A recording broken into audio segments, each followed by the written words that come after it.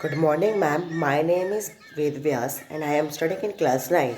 I took the topic from the chapter Natural Resource as for our internal assessment and made a PPT on it. My topic name is Biogeochemical Cycles. Now, first of all, we have to discuss that what is biogeochemical cycles and how will we define them. So, biogeochemical cycles are the natural cycles in which biotic and abiotic components interact with each other. And this interaction is continuous and it consists the transfer of matter and energy between the different components in biosphere. Now, there are certain elements that are involved in the cycling that are macronutrients and micronutrients. Macronutrients are those nutrients which required in larger amounts. Example of that are carbon, hydrogen, oxygen, nitrogen, phosphorus, sulfur, potassium, calcium, iron and magnesium. There are also micronutrients that are involved in the cycling. Micronutrients are those nutrients which required in very small amounts, but it is still necessary. Example of that are boron, copper, molybdenum. Next slide is about biogeochemical cycles, how they took place, and biotic and abiotic components will also very well defined in this. Now there are four types of biogeochemical cycles that are nitrogen cycle, water cycle, oxygen cycle and carbon cycle. First type of biogeochemical cycle is water cycle. It is the cycle by which water circulates the water between the Earth's ocean, atmosphere, land, and its involved precipitation, which means that falling of water on the earth in any form, such as rain, snow, hail, steel, etc. Drainage in streams and rivers, and it goes back to the atmosphere by the process known as evaporation and transpiration. There are four stages in the water cycle that are evaporation, condensation, precipitation, and collection. Let's start with the first stage of the water cycle, that is evaporation. Evaporation is the process and it occurs when the sun heats up water in river, lake or ocean and it turns into the vapor or steam. The water vapor or the steam leaves the river, lake or ocean or any water source body and goes into the air.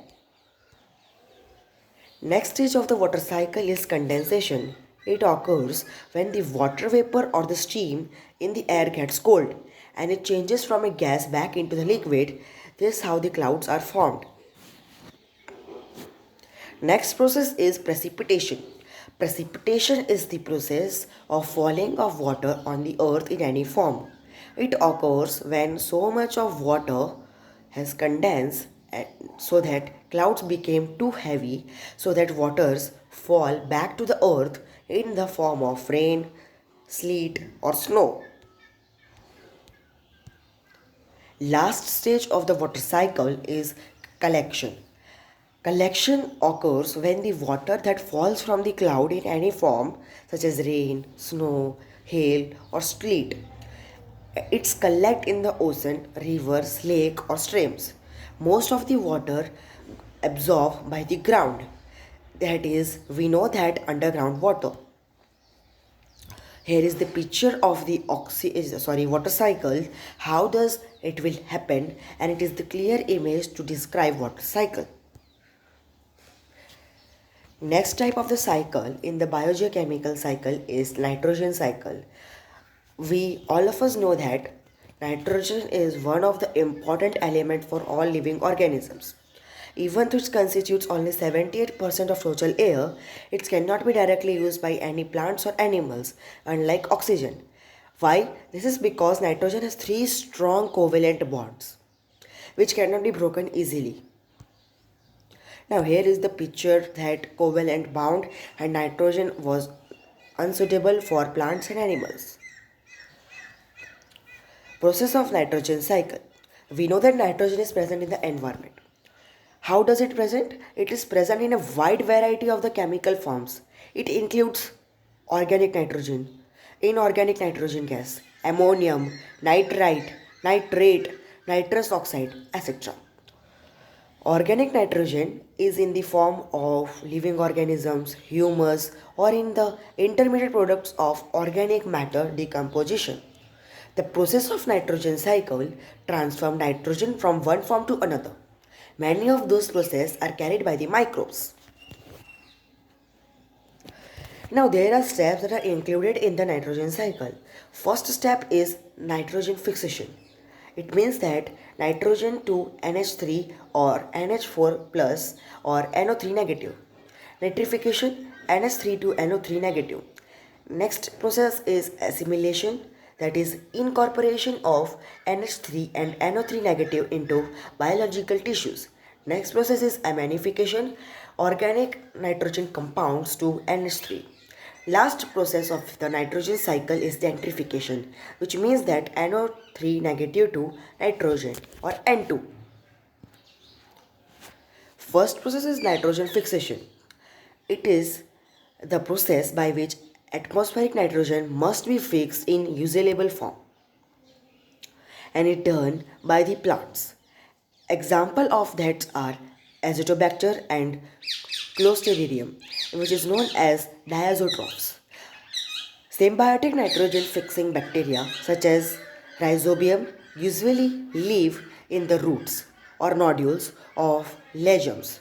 Here they form a relationship with the plants, producing ammonia in exchange for carbohydrates.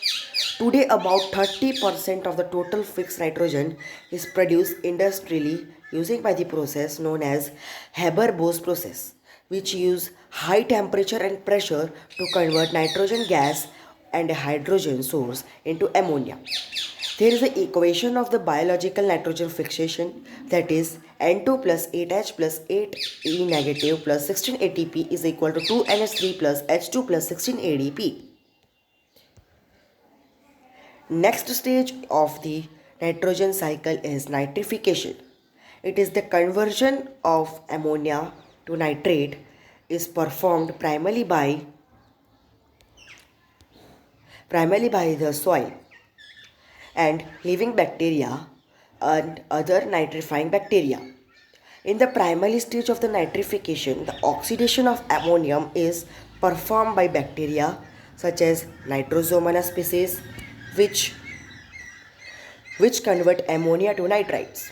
Other bacterial species such as Nitrobacter are responsible for the oxidation of the nitrite into nitrites.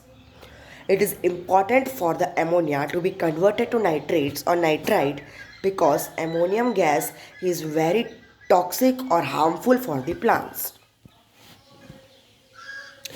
Next process is assimilation. Assimilation is the process of the nitrogen cycle when plants take nitrogen from the soil. How they take nitrogen from the soil? By their roots in the form of amino acids, nitrate ions, nitrite ions or ammonium ions. Plants can absorb nitrite or ammonium from the soil via their root hairs. If nitrate is absorbed, it is first reduced to nitrate ions and then ammonium ions for incorporated into amino acids, nucleic acid and chlorophylls. In plants, it have a symbiotic relationship with rhizobia. Some N2 is assimilated in the form of ammonium ions directly from the nodules. Next stage of the nitrogen cycle is ammonification. Ammonification is the process when a plant or animal dies or an animal expels waste in the form of N2 is organic. Bacteria or fungi convert organic nitrogen or N2 within the remain back into the ammonium. This is the process which came to be known as ammonification or mineralization.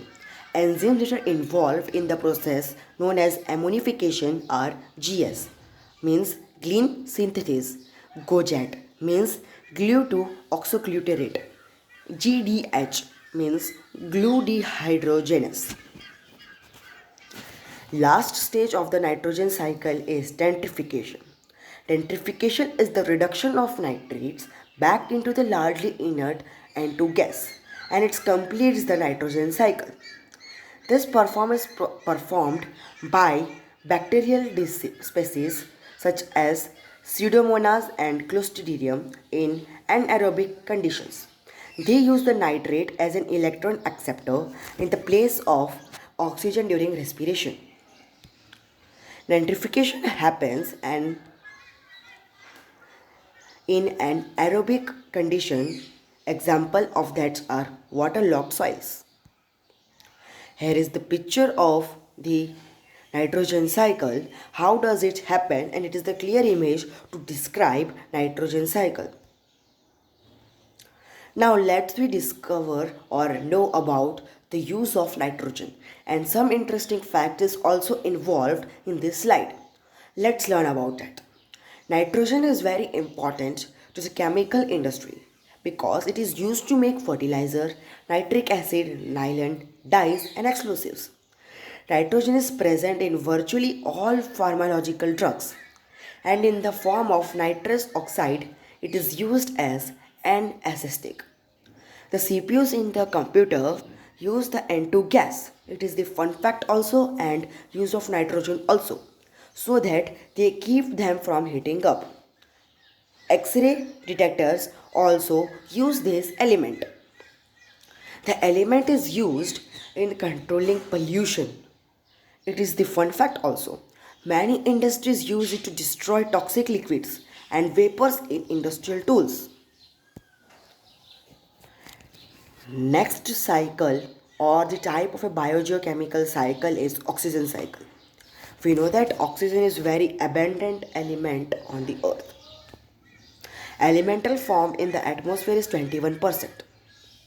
It also occurs extensively in the combined form in the earth's crust and also in the air form of carbon dioxide or CO2. In the crust, it is found as the oxides of most metals and silicons, and also as carbonate sulfate, nitrate or other minerals. Here is the picture of the crust and the oxygen available in any forms. Now, steps that are involved in the oxygen cycle.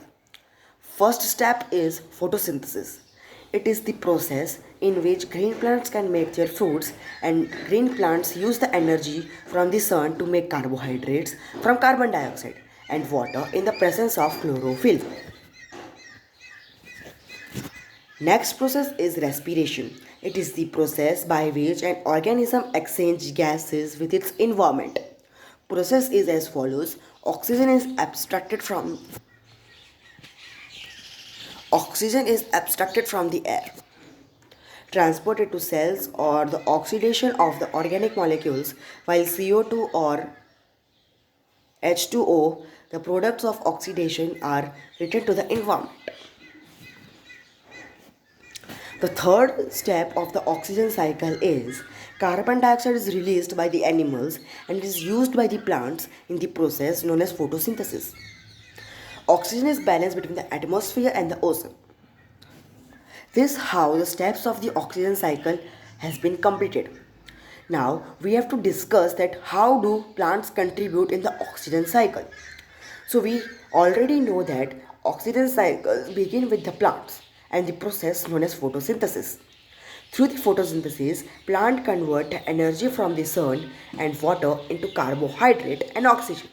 Means it is converted into chemical energy. During the day, we all know that plants convert carbon dioxide into oxygen, and during the night, plants convert oxygen into carbon dioxide to maintain their metabolism. Now, here is the picture of the oxygen cycle. How does it happen? It is the clear picture to describe oxygen cycle. Next or the last cycle of the biogeochemical cycle is carbon cycle. Carbon is found in various forms in the earth. It occurs in the elemental form, in the form of diamonds or graphites. Combined state as carbonate and hydrogen carbonate salts and carbon dioxide in air. Like forms are based on carbon containing molecules such as proteins, carbohydrates, fat, nucleic acids and vitamins.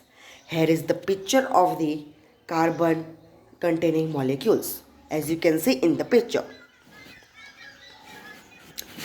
Next is the carbon as a cycle. Now, carbon is one of the many elements that need to be cycled because due to the different components of our environment. During this cycling, carbon is transported between the living components, which means biotic, of the environment, and the non-living components of the environment, means abiotic components. Carbon cycle is considered as a biogeochemical cycle because moving carbon around different components involves biological interaction, geological activities, and chemical reactions. Next, we have to discuss that what is carbon reservoirs. The following are the abiotic and biotic reservoirs for carbon. First of all, we have to discuss that abiotic reservoirs. Then we will come into biotic reservoirs. So, abiotic reservoirs are as follows. Carbon dioxide in the atmosphere. It consists about 0.03% of air. Carbonate and bicarbonate dissolve in the ocean. Chemical formula of the carbonate is CO3 2 negative and chemical formula of bicarbonate is HCO3 negative. Calcium carbonate, which is CaCO3 in the rocks, in bracket limestone and shells. Carbon in the molecules of once living things such as detritus and fossil fuels. As carbon in the molecules of living things such as producers, consumers and decomposers. This is the last point which talk about the biotic reservoirs or living components. Here is the picture of the carbon cycle. How does it happen? And it is the clear areas to describe carbon cycle. Thank you, ma'am, for giving me this beautiful presentation to know more about the biogeochemical cycles.